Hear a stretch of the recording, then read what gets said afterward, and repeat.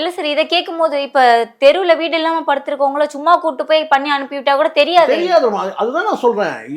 இப்போ நான் சொல்றேன். இப்போ நீங்க சொல்றீங்க, ஒரு புத்தி உள்ள மனிதர்களுக்கு நடந்தா என்ன நடக்குதுன்னு தெரியும். ம். இங்க ரோட்ல எவ்வளவு பேர் கேட்பாரற்ற நபர்கள் எவ்வளவு பேர் ம். இருக்கிறாங்க? நிச்சயமா. யோசிச்சு பாருங்க.